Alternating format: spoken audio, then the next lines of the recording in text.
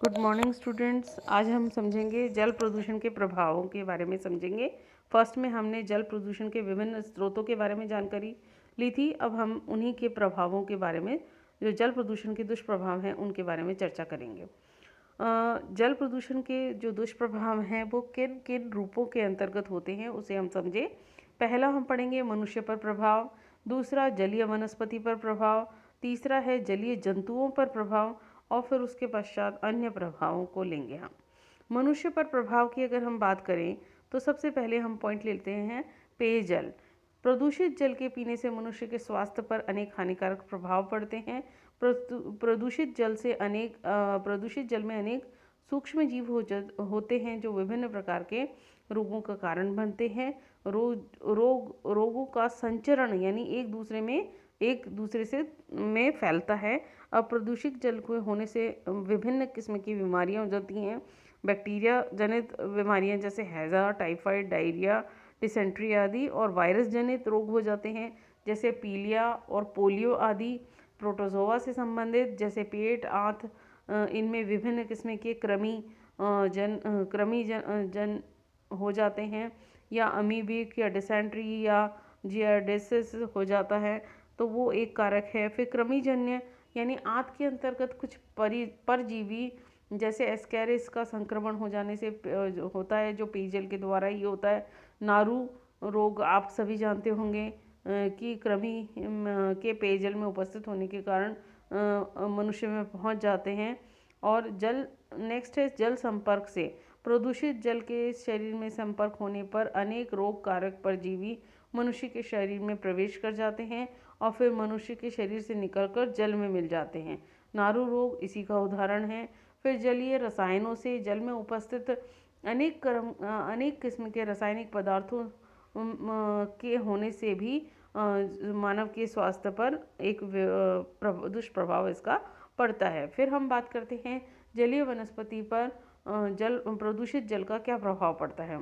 प्रदूषित जल से जलीय वनस्पति पर निम्न रूप से प्रभाव होते हैं। पहला है बहिस्राव में उपस्थित अधिक नाइट्रोजन और फास्फोरस से शैवाल जो है वो उसमें वृद्धि हो जाती है। सतह पर अधिक मोटी परत हो जाने के कारण सूर्य प्रकाश और जो हम कहें अधिक गहराई पर नहीं पहुंच पाता है, तो उससे जो प्रकाश संश्लेषण की क्रिया है उसमें बाधा पहुंचती है और फिर वो वनस्पति जगत के लिए दुष्प्रभाव उस पर पड़ता है। प्रदूषित जल में अन्य सूक्ष्म जीवियों की संख्या बढ़ती है और ये सूक्ष्म जीव समूह एकत्रित होकर मल क्वक के रूप में जाने जाते हैं। प्रदूषक तत्व धीरे धीरे तलहटी में जमा होते जाते हैं और परिणाम स्वरूप जड़ और जलीय पौधे धीरे धीरे समाप्त होने लगते हैं। खरपतवार जो है जैसे वाटर हायसिंथ या जल हायसिंथ जिसे हम कहते हैं, जलीय फर्न, जलीय लेट्यूस आदि की वृद्धि होने लगती है। फिर है तापीय प्रदूषण यानी जल के तापमान के बढ़ने से पलवक या शैवालों में वृद्धि होती है और जल में ऑक्सीजन की निरंतर कमी होने लगती है। फिर नेक्स्ट पॉइंट लेते हैं जलीय जंतुओं पर प्रभाव। जलीय जंतुओं पर प्रभाव होने के फलस्वरूप जीवन आधारित होता है और जल प्रदूषण से जलीय वनस्पति के साथ ही जलीय जंतुओं पर भी प्रभाव पड़ता है, जो इस रूप में है कि ऑक्सीजन की कमी से अनेक जंतु विशेषकर मछलियां जो है वो मरने लगती हैं, उनमें ऑक्सीजन का लेवल घटने लगता है। और दूसरा है जंतुओं के अंतर्गत उनकी जो विविधता है, विभिन्न जो प्रजातियां हैं वो समाप्त होने लगती हैं। कुछ बैक्टीरिया खाने वाले जंतु हैं वो ही बचे रहते हैं, बाकी सब जो साफ पानी में रहने वाले जीव जंतु हैं वो निरंतर समाप्त होने लगते हैं। कृषि एवं औद्योगिक बहिस्राव से आने वाले अनेक जो रासायनिक तत्व हैं वो भी जलीय जंतुओं के लिए घातक होते हैं, और जैसे गाय भैंस चौपाए वाले हैं वो अगर वो उसका जल पी लेते हैं तो वो भी रोगग्रस्त हो जाते हैं। अन्य प्रभावों के रूप में हम ले तो विभिन्न जो रासायनिक प्रदूषकों से जल गंदा दिखता है, बेस्वाद हो जाता है, दुर्गंध युक्त हो जाता है, और घरेलू जल मल जो है सीवेज वाला वो जब इनमें मिलता है तो खाद्य पदार्थों से संबंधित और फैक्ट्रियों से निकलने वाला जो कचरा है वो सब इसमें मिलकर बहकर पानी के साथ आता है और खेतों के अंतर्गत जब उसका प्रयोग में ले लिया जाता है तो खेतों के अंतर्गत जो भी उपज होती है उसके पोषक तत्व जो हैं उनके साथ पोषक तत्वों के साथ मिलकर वो बल्कि नुकसानदायक हमारे लिए हो जाता है। उर्वरकता में वृद्धि होने के बजाय क्या होता है, जब वो जल भूमि में पहुंचता है तो वो उर्वरकता को कम करने के बजाय बल्कि उर्वरकता को बढ़ाने के बजाय क्या करता है, कम करने लगता है। और उससे शैवालों की वृद्धि होने लगती है। जलाशय पूरी तरीके से शैवाल से ढक जाते हैं। ऑक्सीजन विभिन्न जो जलीय जंतु हैं उनको नहीं मिल पाता है और इस तरीके से वो मरने लगते हैं और शैवालों की वृद्धि होने लगती है। और जल में प्रदूषकों की उपस्थिति की वजह से जल की टंकियों का क्षरण होने लगता है, यानी जो जिन टंकियों में जल भरा जाता है, रखा जाता है, वो भी धीरे धीरे गलने लगती हैं।